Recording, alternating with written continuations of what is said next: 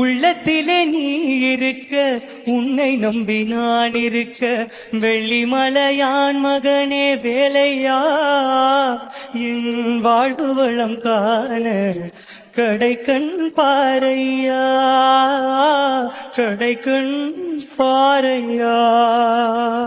பள்ளம் நோக்கி பாய்ந்து வரும் வெள்ளம் என அருள் படைத்த வள்ளலே நீ நினைத்தால் போதுமே, இன்பம் வந்து என்னை சேர்ந்து கொள்ள தேடுமே.